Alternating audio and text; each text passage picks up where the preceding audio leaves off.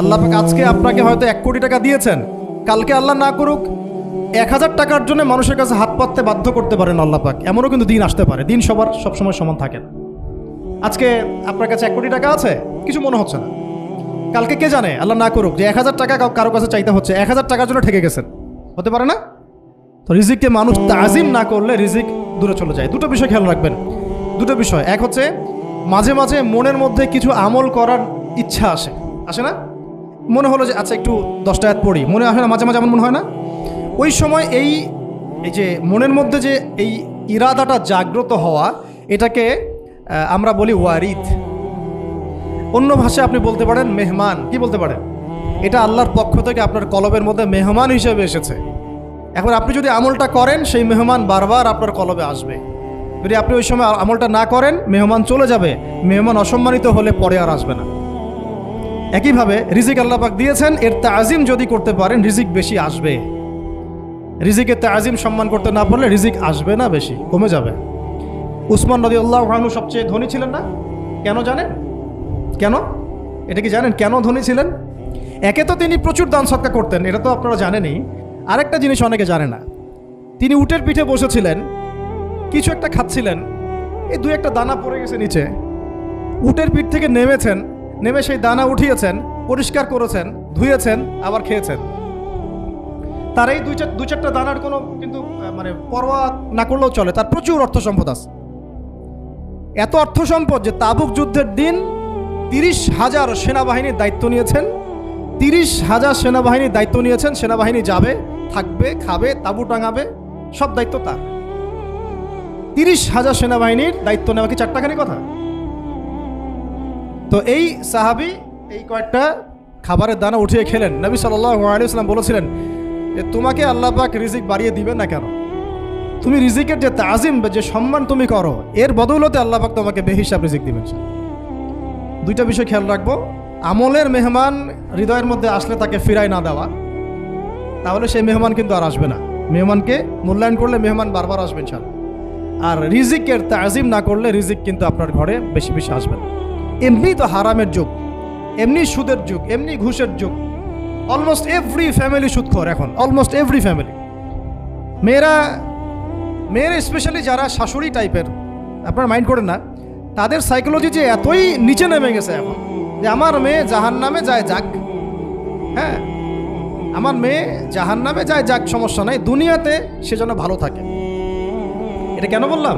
একটা সুদখোরের ঘরে তুলে দিতে সে দ্বিধাবোধ করতেছে না, একটা দুর্নীতিবাজের ঘরে তুলে দিতে দ্বিধাবোধ করতেছে না, একটা ঘুষখোরের ঘরে তুলতে দ্বিধাবোধ করতেছে না, একটা মানে কি বলবো মাদকসেবী, ড্রাগ এডিক্টেড বা এই যে আর কি বলবো ফাসেক জালেম, এই ধরনের ঘরে উঠাই দিতেও সে দ্বিধাবোধ করছে না। 5তলা বাড়ি চাই আমার মেয়ে 5তলা বাড়ি থেকে সুখে থাকবে। এই যে সুখের ডেফিনেশন এখানে দিয়েছেন আপনারা। এই জন্য কত হাজার হাজার মেয়ের জীবন নষ্ট করে দিয়েছেন আপনারা। আমার কথা মাইন্ড করে না, হাজার হাজার মেয়ের জীবন মায়েরা নষ্ট করে দিয়েছে শুধুমাত্র মেয়েদের দুনিয়াবি সুখ এর সংজ্ঞাটা বুঝতে ভুল করার কারণে।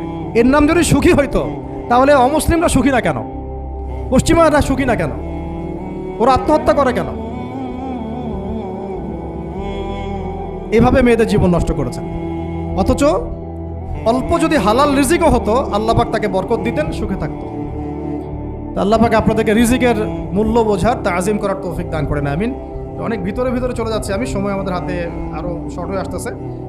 তো এখানে একটা কথা বলে দিব যে রিজিকের প্রসঙ্গ যেহেতু আসছে, যে হালাল খেতে হবে আমাদেরকে, হারামের দ্বারস্থ হওয়া যাবে না। আপনার স্বামী যদি হারাম খায়, আপনি স্বামীকে বুঝান, তাকে ওই চাকরি ছেড়ে দিতে আপনি উৎসাহিত করেন। আমি আপনাদেরকে একটা অনেস্টির সাথে একটা কথা বলি, যত এই যে প্রশাসনে যত ঘুষখোর আছে, ঠিক আছে, যত দুর্নীতিবাজ আছে, যত মাদকসেবী আছে, মাদকের ব্যবসায়ী আছে, যত সুদখোর আছে, এরা সবাই কেন এই খারাপ কাজগুলো করে জানেন? তার স্ত্রীকে ভালো রাখার জন্যে, তার মাকে ভালো রাখার জন্যে, তার সন্তানদেরকে ভালো রাখার জন্য। তাহলে স্ত্রী হিসেবে, সন্তান হিসেবে, মেয়ে হিসেবে আপনি বলবেন যে আমাদের এইসব ভালোর দরকার নাই আব্বু, হে আমার প্রিয় স্বামী, আমার এসব ভালোর দরকার নাই, হে আমার ছেলে, আমার এসব ভালোর দরকার নাই, তুই হালাল পথে থাক, ওইখানে তুই আমাকে ডাল ভাত খাওয়া, আমি খুশি আছি। এইভাবে আপনারা তাদেরকে মোটিভেট করেন, দেখবেন সমাজে হারাম কমে গেছে ইনশাআল্লাহ। আর হারাম খাওয়া এই ছেলে মেয়েগুলোও কিন্তু মানুষ হবে না। হারাম খাওয়া যে ছেলে মেয়েগুলো রক্ত মাংস করে উঠছে, এরাও কিন্তু মানুষ হবে না। আল্লাহ পাক আমাদেরকে হালাল খাওয়ার তৌফিক দান করেন, এবং হালালের জন্য আপনাদের ভূমিকা অনেক বেশি। আমরা উত্তরবঙ্গ সহ দেশের বিভিন্ন জায়গায় সফর করে যেটা দেখেছি, যত সুদী এনজিও আছে না, এনজিওগুলোর মধ্যে মহিলাদের নামই বেশি, জানেন? মহিলাদের নাম বেশি সুদী এনজিওতে। তো এই দাওয়াতগুলো আমরা মা বোনদেরকে দিতে চাই যে কোনো অবস্থাতে যেন হারাম রিজিকের দিকে আপনারা না ধাবিত হন, এবং রিজিকে তাজিম করেন, পরিবারের মধ্যে হৃদ্যতা ভালোবাসা বজায় রাখেন, একে অপরকে বিশ্বাস, সম্মান এবং শ্রদ্ধা করেন। ইনশাআল্লাহ তাআলা আপনাদের পরিবারও সুখী হবে, রিজিকও সুন্দর হবে এবং রিজিকে বরকত হবে ইনশাআল্লাহ। এরপরে আমি আরেক দু একটা পয়েন্ট নোট করেছি, বলে শেষ করে দিচ্ছি যে এটা স্পেশালি আমি আমাদের ওইসব দিনই বোনদেরকে বলতে যাচ্ছি যে বোনেরা এখনও বিয়ে শাদী করেন নাই। সেটা হচ্ছে যে বিয়ে করার আগেই দিনের বেসিক লেখাপড়া শেষ করেন। এত পাগল হওয়ার দরকার নেই। চরিত্র হেফাজত হচ্ছে না, রোজা রাখেন, ঠিক আছে? দিনই পড়াশোনা আগে শেষ না করে বিয়ে করতে যায় না। বহু আলেমা যারা মাদ্রাসা লাইনের ছাত্রী ছিল, দিনই পড়াশোনা শেষ না করে বিয়ের পিড়িতে বসার কারণে কেরিয়ার ধ্বংস হয়ে গেছে। বিয়ে পরে করেন, আগে তুলনামূলক পড়াশোনাটাকে শেষ করে নেন। তুলনামূলক পড়াশোনা শেষ করতে 18 থেকে 20 বছর বেশি লাগে না। যদি আপনি শুরু করেন, একদম 18 থেকে 20 বছর হতে হতে আপনার পড়াশোনা মোটামুটি শেষ হয়ে যাবে। আর যে সাবজেক্টগুলো বললাম আমি, ওইগুলোই বেসিক পড়াশোনা। এখন এটা হয়তো সবার ভাগ্যে নসিব নাও হতে পারে, সেক্ষেত্রে বিকল্প অপশন আমরা যাব। কিন্তু আগে মূলনীতি হচ্ছে একটা লেভেল পর্যন্ত পড়াশোনা করার পরেই বিয়ে করেন, কারণ বিয়ের পরে আপনার যত রেসপন্সিবিলিটি আসবে, এটা তখন পড়াশোনা মেনটেন করা এতটাও সহজ না, প্রায় অসম্ভবের পর্যায়ে পড়ে যায়। আর দু একটা বাচ্চা কাচ্চা হয়ে গেলে তো তখন আর কোনো কথাই নেই। তাহলে আপনারা কি আমাদেরকে আয়েশা রাদিয়াল্লাহু আনহার মতো একটা প্রজন্ম দিতে পারবেন না? যদি এটা আপনাদের উদ্দেশ্য হয়, সেক্ষেত্রে কি পড়াশোনা শুরু থেকে করা উচিত না? এখন এই সুযোগটা আমাদের সব বন্ধুদের সামনে হয়তো থাকে না, এই জন্য আমরা বললাম যে বিকল্প অপশনগুলোতে আপনারা দিন শেখার চেষ্টা করেন।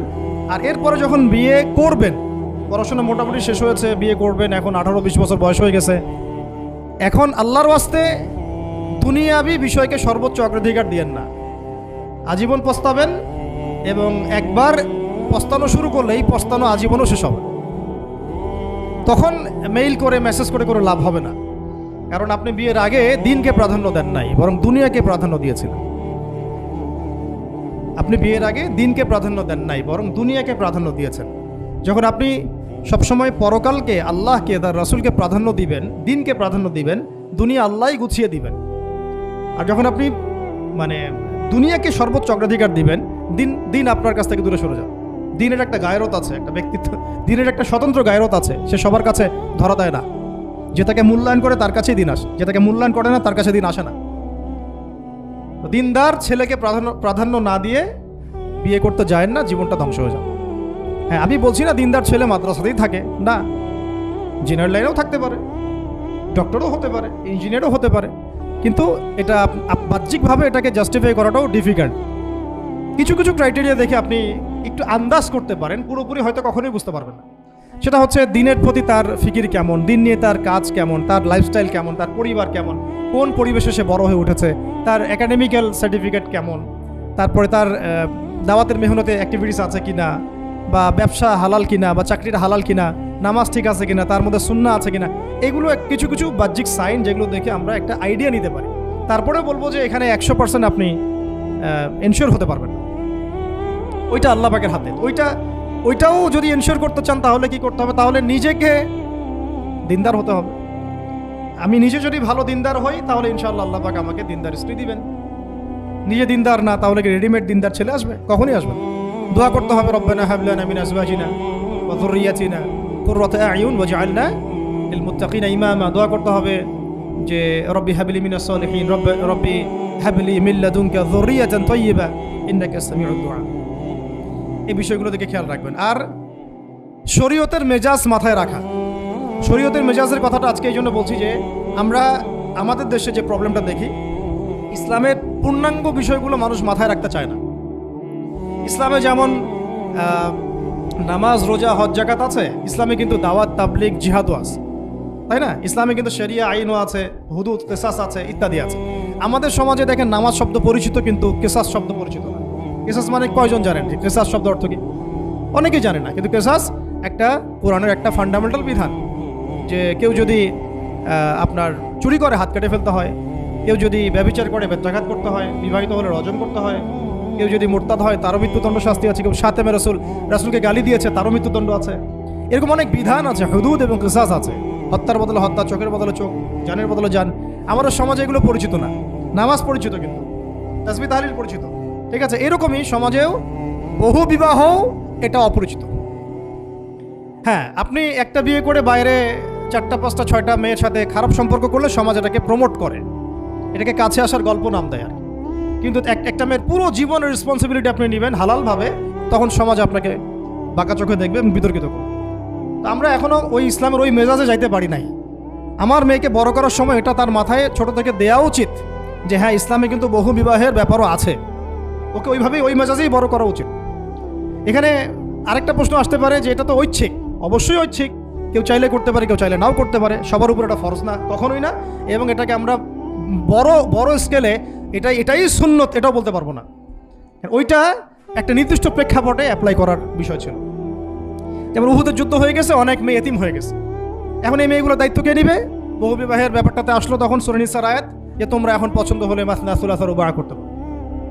এটা কাউকে ফরজ করা হয় নাই, কারোর উপরে ফরজ করা হয় নাই। যার সামর্থ্য আছে তোমরা করতে পারো, খালাস। ওই মেয়েগুলোর দায়িত্ব নিয়ে নেওয়া হলো রাষ্ট্রীয়ভাবে, এবং তারা সম্ভ্রম পেলো, সম্মান পেলো, গার্ডিয়ানশিপ পেলো, তাদের সমস্ত অধিকার ফিরে পেলো। এটা ইসলামের একটা বিধান আছে। একেবারে এটাকে বাদ দিয়ে এটাকে অস্বীকার করা, কুফরি করলে কিন্তু কোরআনের সাথে আপনার কুফরি হয়ে যাবে। আপনার নিজস্ব রুচিবোধ থাকতে পারে যে আমি এটাকে পছন্দ করি না, সেটা আপনার ডিসিশন, এটা কোনো সমস্যার কিছু নেই। এমনকি ইসলাম আপনাদেরকে বলেছে যে মেয়ের অনুমতি ছাড়া তাকে বিয়েও দেওয়া যাবে না। সবার নিজস্ব জায়গা থাকতে পারে, কিন্তু ইসলামের প্রত্যেকটা বিধানকে মাথায় রাখা যেটা ইসলামের একটা অংশ। না হলে আমরা অনেক সামাজিক সমস্যার সমাধান দিতে পারবো না। বাংলাদেশে এখন 6 লক্ষ মেয়ে আছে যারা এতিম, অবিবাহিতা, বিধবা, আরও বেশি। আমরা রাষ্ট্রীয়ভাবে তাদের কোনো ব্যবস্থা করতে পারবো না, সম্ভব না। এইখানে মেয়েদেরকে, যেহেতু মেয়েদের মধ্যে আমি কথাগুলো বলছি, এই জন্য আমি এই কথাটা টাচ করলাম যে ইসলামের পূর্ণাঙ্গ বিষয়গুলো আমাদের মাথার মধ্যে রাখা, যে আমাদের যেন এমন কোনো বিষয়কে অস্বীকার করে না বসে যেটা আবার আমাকে ইমান থেকে বের করে দিবে। আমার নিজের আমল না হতে পারে, আমি নিজে সেটা পছন্দ না করতে পারি, বা আমার মতামত থাকতে পারে, সেটা আলাদা ইস্যুস। কিন্তু ইসলামের বিধানগুলোকে আমরা কোনোভাবে যেন ডিনাই করতে না যাই, এটা আমাদের মাথায় রাখতে হবে। আর এটা সমাজের কল্যাণের জন্যই আল্লাহ রাব্বুল আলামিনের পক্ষ থেকে একটা ইখতিয়ার দেওয়া হয়েছে। আর দুটা বিষয় বলে শেষ করে দিচ্ছি, সেটা হচ্ছে ওই যে ইলমের কথা বলেছিলাম শুরুতে, এর সাথে আমি আমার ব্যক্তিগত জীবন থেকে বলছি আর 3টা জিনিস ইলমের সাথে খুব বেশি কানেক্টেড, এটা মাথায় রাখবেন। একটা হচ্ছে আদব। একটা কি? আদব। আদব রক্ষা করতে না পারলে ইলম অর্জন করতে পারবেন না। তাই আদব রক্ষা করার জন্য আমাদেরকে ওই জেনারেল লাইনে পড়াশোনার মেজাজটা ত্যাগ করে আসতে হবে। আমরা ওইখানে যে মেজাজে পড়াশোনা করি, ওই মেজাজটা আমাদেরকে একটু কর্পোরেট হতে শেখায়। মানে আমি বেতন দিয়েছি 500 টাকা, আমি 500 টাকার ক্লাস পাইলাম না কেন, তাই না? মেজাজটা এরকম আর কি। অথচ এখানে ওস্তাদের দোয়া নেওয়ার জন্য আমাদেরকে সিরিয়ালে দাঁড়িয়ে থাকতে হবে। এটা হচ্ছে এই প্ল্যাটফর্ম, এটা হচ্ছে ওই অন্য জায়গা।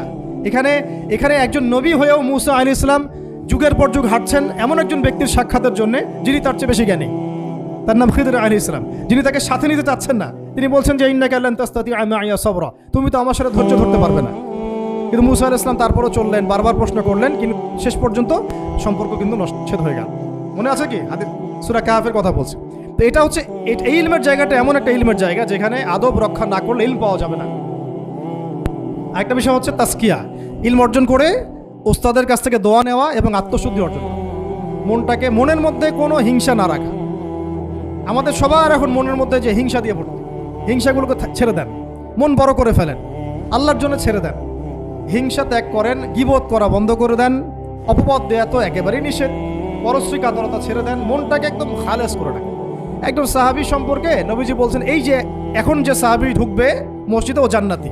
সবাই আগ্রহ নিয়ে বসে আছে, কে এসে ঢুকলেন? জান্নাতি। পরের দিনও সেম কথা, এখন যে ঢুকবে সে জান্নাতি। সেম সাহাবী ঢুকলেন, পরের দিনও সেম কথা, এখন যে ঢুকবে সে জান্নাতি। সেম সাহাবী ঢুকলেন। এবার একজন সাহাবী কৌশল করে তার বাসায় গেলেন, দেখি তো কি আমল করে সে। তো দেখলেন তো রাত্রেবেলা তাহাজ্জুদে উঠতেছে না, এশার নামাজ পড়ে ঘুমায় গেছে, ফজরের নামাজে উঠলো। 3 দিন থাকলেন, 3 দিন সেম। তখন তিনি বললেন, আচ্ছা ভাই তোমার ব্যাপারে নবীজি এরকম মন্তব্য করেছেন, তোমাকে তো এমন কোনো খাস আমল করতে দেখলাম না।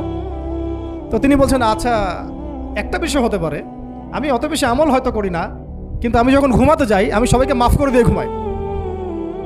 মন ফ্রেশ, মনটা থেকে সব বের করে দেওয়া, এটা তাসকিয়া, এটা ইলমের সাথে সম্পৃক্ত। আল্লাহ পাক আমাদের সবাইকে এই বিষয়গুলো বোঝার তৌফিক দান করেন। আর এরপরে আমি বলবো যে সন্তান প্রতিপালনে যত্নশীল হন, কারণ এরপরে তো আমাদের অ্যাসেট তারাই। এবং মেয়েদেরকে আমি বলবো যে আপনারা বেশি বেশি সন্তান নেবেন। কে শিখাইছে একটা বাচ্চা নিতে হবে, দুটা বাচ্চা নিতে হবে? এগুলো বোগাস কথাবার্তা পশ্চিমারা শিখাইছে। আর নবী সাল্লাল্লাহু আলাইহি ওয়াসাল্লাম কি বলেছেন? আমি সেই নারীদেরকে নিয়ে গর্ব করব যেই নারীরা বেশি বেশি সন্তান জন্ম দিতে পারে। আমি আমার উম্মতের সংখ্যা নিয়ে গর্ব করব। হ্যাঁ, সবার ফিজিক্যাল কন্ডিশন এক না হতে পারে, কিন্তু এই মানসিকতাটা ত্যাগ করতে হবে যে আমার একটাই, দুটি সন্তানের বেশি নয়, একটি হলে আরও ভালো হয়। এইসব পশ্চিমা তন্ত্রমন্ত্র বন্ধ করতে হবে, ঠিক আছে? এরপরে বলবো যে মিডিয়া দিয়ে, আচ্ছা, এই সন্তান প্রতিপালনের ক্ষেত্রে একটা কথা বলে দিই যে প্যারেন্টিংয়ের অনেক বই বাজারে বের হয়েছে, প্যারেন্টিং টিপস আছে।